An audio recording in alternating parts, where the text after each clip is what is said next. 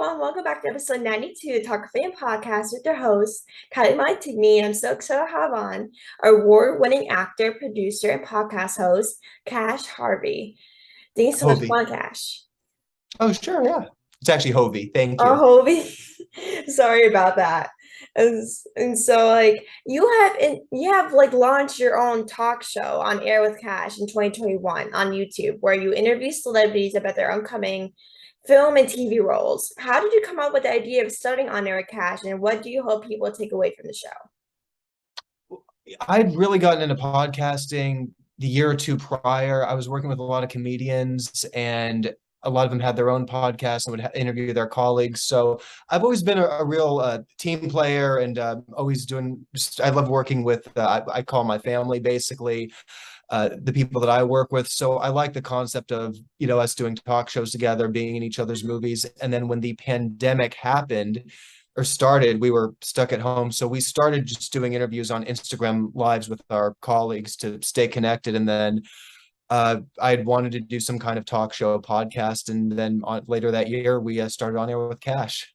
That's amazing. Like, what do you hope people take away from it, from on Air with Cash? Like, what do you hope people kind of take away from the show? Well, basically, I like to promote my friends and the projects that I'm involved with. Like I said, I'm all about my team.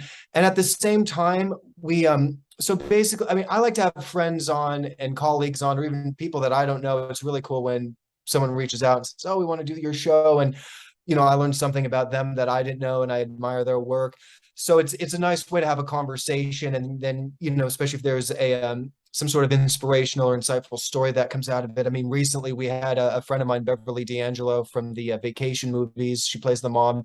She came on, and she's someone who she's always been sweet, and she's one of the nicest people I know. And we'd had a lot of deep conversations as well. So, and even the day before we did our interview, we talked for about an hour, and I just let it go. She had so many fascinating stories. And then there was a lot of things just when she talked about, having being a mother later on in life after her career, and then really wanting to be a present parent for her kids, and having and I talked about just some things that I experienced going, like starting out in the industry as a young age. And some people were really receptive to that. So when we take on a topic, or struggle that we've had, or something that we've been able to persevere through, and people connect with that, I think that's a win. Yeah, 100%. Like, that's the reason why I started this whole podcast.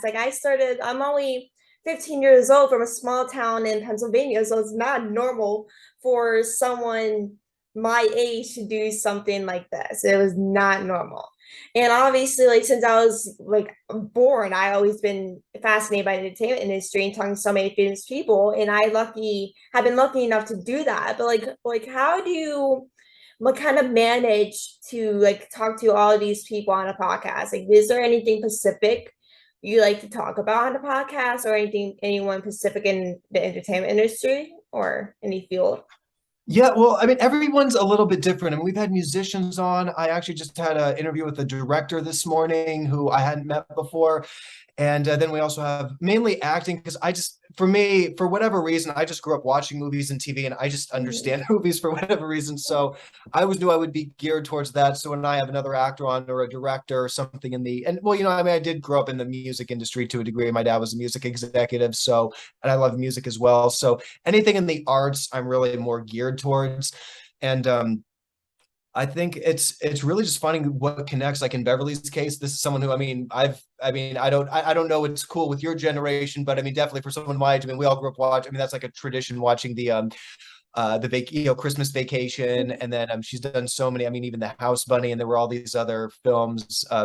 Powerful performances over the years. Like Beverly's work really inspired me, and so to have her, and I've known her for years, so it was just to have her on the show, that was like, wow, like that was really a and same with Carrie Elwes. He was on, you probably know him from Stranger Things. He was the mayor, I think, in season 3, and he was Wesley in The Princess Bride, another one I've known for years. He had this movie with Brooke Shields coming out, and we were like, let's talk. So it's one of those things too, where with him, because actually when I met him, I was at a costume party when I was about your age, and there's a I there was a Stanley Kubrick movie called Clockwork Orange, and that's what I was dressed as because I was really into Kubrick at the time. And he came up to me at this party and said, "Mate, that is an awesome costume." And I'm like, "Dude, you were my first costume." I mean, Princess Bride was like we were always recreating those scenes, so it's fun when you have those people on who you've grown up idolizing them or admiring their work, and then we can tell those stories on the show too. Yeah, 100%. Like there's like when you are in like the journalism podcasting industry, like you like for some people, especially me, like I interview so many people, they're like when I interview someone I like, I'm like, oh my God, is this actually like happening? Like I interviewing someone I adore and been fans for years. Like, do you have like a moment or a favorite guest on the show that you would kind of like meant to you the most? Because I know you interviewed a lot of people like Beverly and all these people. So do you have like a favorite moment or like a guest? Oh my God. I last I counted, we've had about over 100 episodes now. And I think those two stick out, but oh gosh, there's been a few other people where we have there's just a connection or someone who I just meet. Oh gosh, I'm trying to think. Well, even like we had a Brittany Underwood on, and it was actually that was funny about that one was because we'd worked on a few there was this one movie that we were both in, but we weren't in any scenes together, and our worlds kept crossing, and we kept appearing in each other's like Instagram feeds. Like we got to talk. So, and she's had a fantastic career as well. I mean, she started acting when she was very young, and then now she's producing and a filmmaker. So it's it's like someone asked me my favorite movie. It's such a tough question because there's so Mhm. many performances or so many stories, and it's funny, even there's movies that I loved when I was a kid and I'm just watching now, and it means something new to me as I'm older or whatever I'm going through Mhm. now. So that's what I love about art, and especially now that I have some of these conversations on the show, that I can look and even someone will play back something and I'm like, wow, yeah, I remember that conversation we had. It was really cool. We worked on that movie together. Yeah, 100%. Like when like people ask like people like us, like who would interview like did you like or what is your favorite? I'm like, well, like that's hard, but like it's kind of like asking like who's your favorite child, I feel like. It's like, Exactly. Well, I mean, you've had such an I mean, I checked you out, your page out. I mean, you've had some pretty substantial people. Do you have someone who really meant something to you? oh, oh, that's really hard also. That's Exactly. Yeah. and so like I have to say like Madison Watkins or Caitlin Ways, like they I've been a fan of them for a while before I started the podcast or even had them on. So like I watched like Madison's a singer-songwriter and Caitlin's an actress. And I watched them and stuff before like I started this whole podcast, and like once I found out, like I reached out to them. I was like, hey, like, do you want to come on the podcast? And think nothing of it. Like I was like, oh, let's try. Like I doubt I'll get them on, but it's always worth a try. I received a message from both of them a couple days later. I'm like, and they're like, yeah, sure. I remember being so starstruck. I was like, oh my God, this is not happening. Yeah. This is Mhm. like crazy. Like, did you ever have that moment, or you're like, oh my God, like you've been a fan of someone for so long that you're like, oh my God, this is can't be real. How am I going to interview them? Oh yeah. Gosh, I was already well.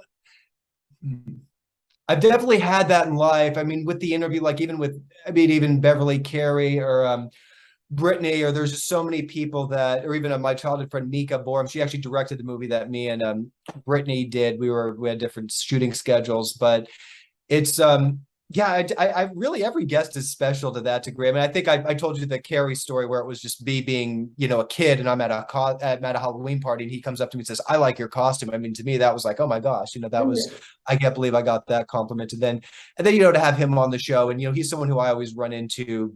He's always like invited me to his book signings, and we've stayed in touch over the years. So it was like that was really a special interview as well too. And I just try to think. Yeah, I've met.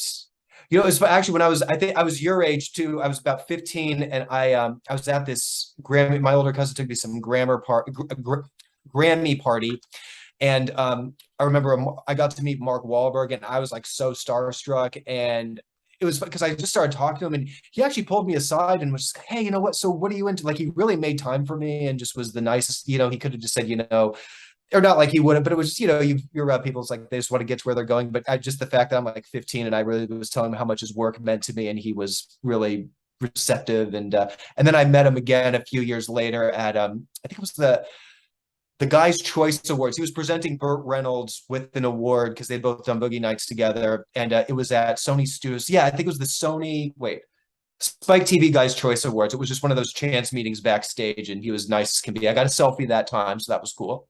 Oh, I'm literally so jealous. Mark Wahlberg is like someone that like, I adore so much. I'm literally Oh, so he's jealous. amazing. Great guy, great actor, so talented. Yeah. Yeah, like I hear so many good stories about him, like people meeting him. I heard like he was such a nice guy to be with and such a good Yes. person to talk to. And he's someone too who I think because he did have a rough upbringing, and he's someone who I feel like he really took his whatever he's going through, whether it was however he found his inspiration and he turned his life around. So I mean, he is an inspirational figure too, and I just think I just like where he comes from and what he tries to pursue in his work, his endeavors, and yeah, just being an all around great person as well as a very talented one as well. Yeah, 100%. So you are like a celebrity ambassador for Heart Safe Neighborhood Foundation. What Yes. was something about the Heart Safe Neighborhood Foundation that made you want to be an ambassador for them? Honestly, when I was 22, I was working out at the gym. I suffered a lethal arrhythmia, and I was out for just under, I remember just, I was doing sit-ups. There was a lot happening in my life at the time. I was graduating from college. My parents were going through a divorce, and there was just, and I was working full time. I was really taking on a lot. So I don't think I was really taking care of myself. And I was just overdoing it. So I'm in the gym, and I remember just feeling this, I had this pain in my back, and I was doing sit-ups, and then I remember this head rush, and then I was out. And then from what I was told later on was this angelic woman saw me go down, alerted to. So it just so happened that where I was about 10 feet away from me, there was a producer from ER True Stories who had just done a episode about defibrillators, bringing people back. And she was being trained by one of the only employees at 24 Hour Fitness who knew how to use the defibrillator that they just put in 6 weeks before. So, that was just really, I mean, I came back, I was gone just under a minute. No one can find the angelic person that saw me go down, but I met with the people who revived me numerous times afterwards. And you definitely, coming back from an experience like that, it just really made me like, you can't take life for granted. You can't take on so much, and you really have to just, as much. I mean, it was really, I felt like I was really going through a lot emotionally, and it's really finding those healthy outlets to get yourself on track. And so when Heart Safe came around, that's at that time, I think it was some kind of there was some event that they were there, and I just remember talking to the ambassadors there, like Donna, and that was really because I mean, just a defibrillator saved me, so I wanted to do what I can to get the message out there that they save lives, and I'm the proof. Yeah, that's amazing. Like, did like when you like when that experience happened, like what like did you ever think like, oh my gosh, like I should like share my story and what happened, or do you ever think like, oh my gosh, like this is something I'd rather keep private than tell anyone? Thank you for asking that. It's, now I'm very open about it, but at the time, because, I mean, I was 22, and I mean, this was like in the late 2000s. So I know I'm dating myself. I'm an older millennial. I'm not as cool as you Gen Z kids and everything, but yes, we had so this was, yeah, probably late 2000s, and social media hadn't come out with, and so I think there was a different, yeah, I think at the time I was really, and again too, because being young, I was like, I mean, it wasn't, I mean, I was very grateful for the opportunity, but I do have a defibrillator implanted. They put it under my pec muscle. So I mean, I don't know it's there, but I've had a couple surgeries, and I mean, it was scary at the time. I mean, I was just really, because again, just graduated from college, and I didn't know if that would, God, I mean, yeah, I mean, I just remember, I would have some anxieties. I was afraid of like, oh, if the defibrillator goes off, or, if I would have if it would happen again. And then as I got older, and then I think with social media and with, people sharing their stories and theirs, I feel like people are a lot more open. And I guess the point being is when I was younger, there was still a stigma about, mental health, or getting help for mental health. I mean, everyone did, but it was like, oh, there's just people weren't as nice, and I feel now people are more open, and I Mhm. really do commend your generation for being very open, and I really feel like just sharing our stories and getting our messages out there, and I think there's a lot more understanding in the world now. And so, yeah, definitely. It did take me a while to really be comfortable with it, or I was very selective about who I would share things like that with. But then now I'm in a place where, if I mean, I'm comfortable about it, and if my story can help someone out, then yeah, that's a win. Yeah, that's literally how I am. When I was young, I grew up with anxiety and depression, and like I like had a rough patch back in 2020, and it was honestly the worst I ever went through. And I remember not telling anyone, like zero people besides my immediate family, and no one knew. And I was literally, and after I got done, like after I kind of got like back to myself, I was like, I'm not telling anybody. Like this is something like I'm not comfortable because I felt like I was going to get judged and feel all these things from so many people. Then when I started this podcast, I'm like, oh my gosh, I should really like talk about it because obviously like a lot of people deal with anxiety and depression. I'm not the only one, which I back at that time I literally thought I was, but now I think about it, I'm like I'm not alone, and it can really help so many people like you and so many other people that can share their story and help so many other people. No, and I commend you for being open about I think depression is something we all go through, and I think sometimes just certain people are better at handling it. I mean, because there's people that I grew up with and think, oh, they have it so together, and we've had discussions as adults, and I had no idea what they were going through, and so it's interesting when you have those kinds of stories. And again, like I said, I do admire your generation for being as open as you are. And I know I think too, because your generation, I mean, you've grown up with social media. I mean, I can still remember a time before social media. So I mean, I remember when social media was starting, and it was like a way to reconnect with friends that we hadn't seen in a long time. And then it was like, oh, hey, let's get back together, let's have like a reunion party. And then as it progressed in the 2000s, which I'm guessing when you came up, basically social media has been the norm. So for us, like when I was your age, I didn't have like not every, and actually this came up with, oh gosh, there were two filmmakers who did this movie, Generation Rex. They're a little bit older than you, they're Gen Zers, but they did this, a 90s movie that their dad produced. And yeah, they're in their early 20s, and we were talking about how this younger generation, they basically grown up with social media. So when I was a kid and would get bullied, it's like it would end at school. But nowadays, I think your generation or going for who's been brought up on social media, I've heard stories where it doesn't stop, and you could be at home and like something people are bullying online or what have you. So I think there is a lot more that your generation does have to deal with that mine doesn't. And I Mhm. commend you again for being open about that, and you're really sharing your stories. I think that helps, and it's making the world a better place. Thank you so much. So you had your breakthrough performance was the lead in the feature film Jack and a Cocaine, I think that it was called. And Jack so and like cocaine, yeah. yeah, that came out in 2014, which you produced as well, and had a Yes. theatrical performance at the Valley Film Festival. Can you tell us more kind of about the film and the role itself? Definitely. Yeah. Well, that was actually, I had just finished this movie, Undateable John, that I was working with Joan Jett's company, and my manager had written Undateable John.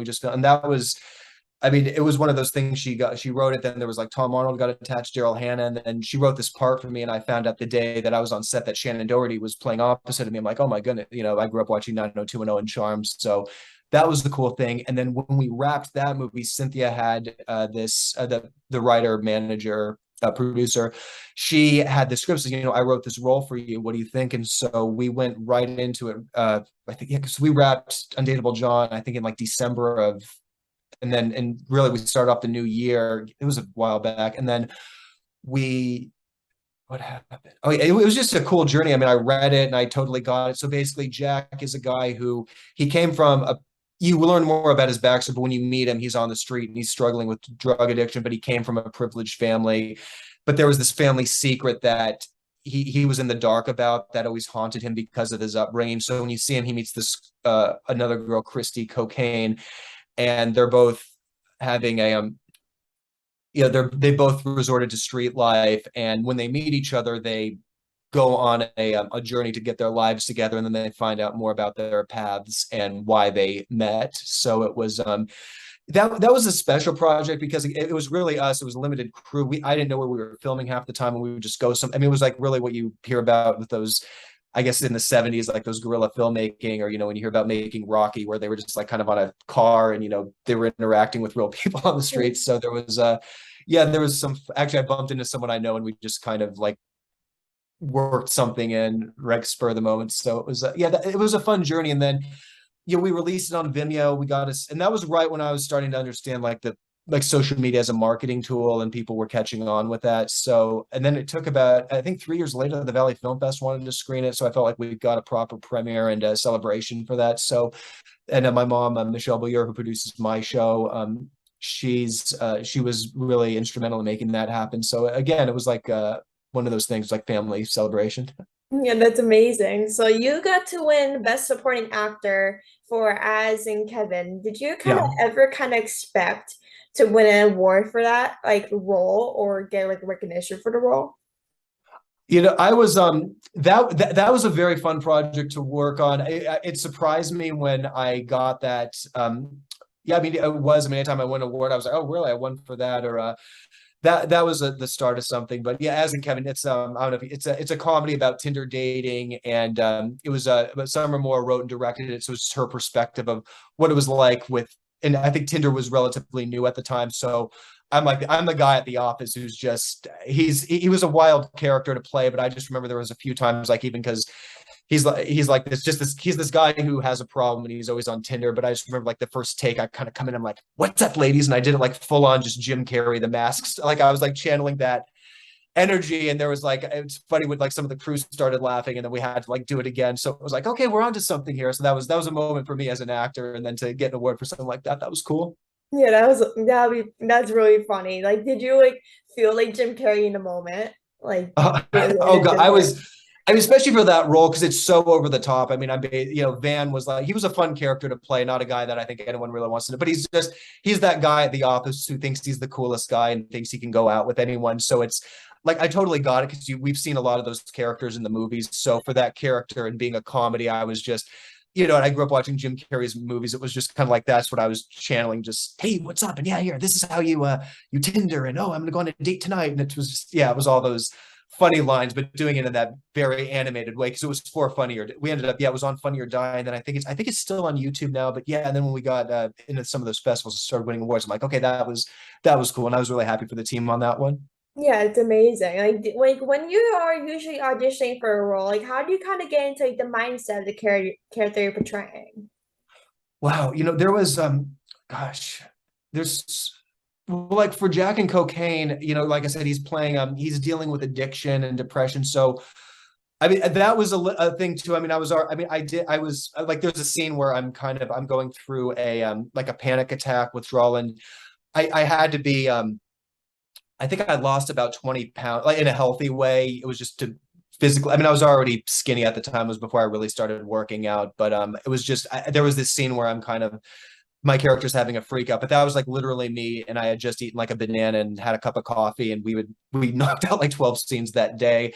So I feel like I was using, I wouldn't recommend that for everything, but in that instance, I feel like I was using whatever I was happening in that moment, and it added to the performance. But yeah, I think it was, and that it was just channeling some painful memories so that I could cry. And then when and then like with Van, that's like a character where, like I said, you channel like whether it's comics that I've watched. And then there was another I, I guess it really depends on the character, and I try to come up with a backstory and what this person's going through and what this person's motivation is. And I do, as someone who's watched movies, I think my generation, your generation, there's Mhm. been so many examples on, and even the generation above. I remember just there were certain actors that I would watch, like, oh, they're channeling De Niro, or they're trying to do this. So I feel like there's so many examples where I was like, okay, we've always had these reference points. We're channeling a bit of our heroes in our work.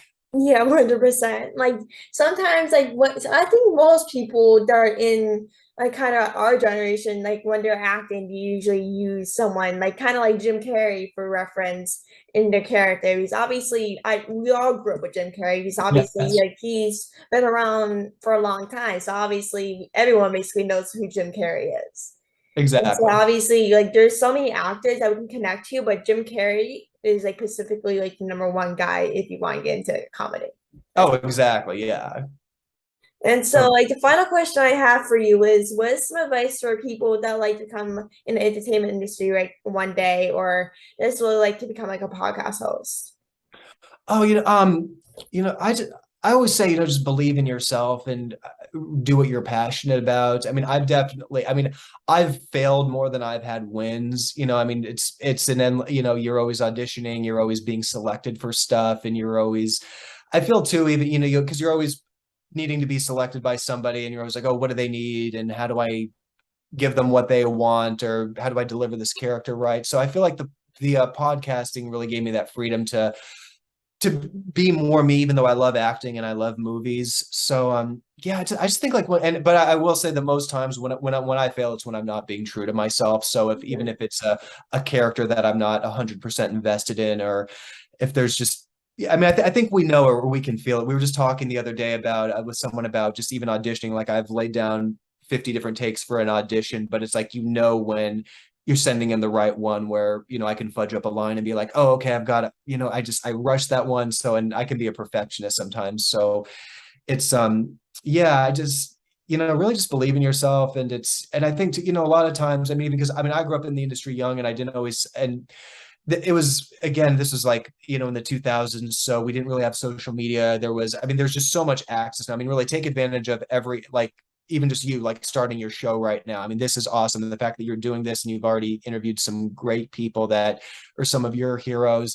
It's just stay busy, stay active. You have so many resources now. I mean, just I get jealous sometimes with all the technology that's available, the stuff that I wanted to do when I was your age. And I'm like, if only I had, like, this camera. Now it's like we all have cameras on our phones, or I mean, we were still making movies, but they weren't as good, or we didn't have the technology. But I think every generation says that. But yeah, just, have fun with it, believe in yourself, and really, and who you surround yourself with too. Because I mean, I've definitely, and that's just part of life. Sometimes to be honest, I mean, every film project I've been on, I've got to say, I've really had a relatively great time with the cast and crew. But other times, just it's LA, and I mean, where I'm at in Hollywood, I did have to navigate certain things on my own, and sometimes things didn't always work out for the best. But I feel like I learned from those mistakes. So it's really you have to have good people around you and support system, and really pay attention to those signs. Like, if you're in an environment that it doesn't feel right, go with your instinct on that and stick to what inspires you and makes you feel right.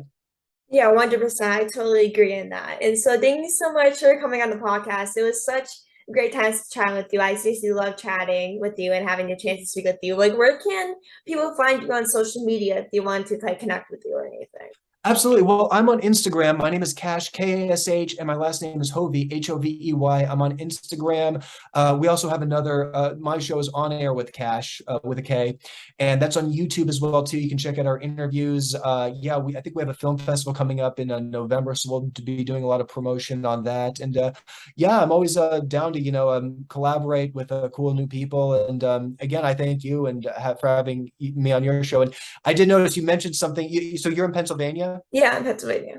And I did, because I noticed you're a Dodgers fan. Yeah, I'm a Dodgers Yeah, fan. I'm from Pennsylvania, so that's no, cool. Hey, very I'm rare. cool, because when you said that, I'm like, oh, okay, because at first I'm like, okay, LA or whatever, but no, that's cool. So yeah, you're representing my town and everything. I still need to get to a Dodger game, so yeah, Yeah, go Blue. me too. I need to get one ASAP because like I haven't been to a game in so long. I Yeah. miss it.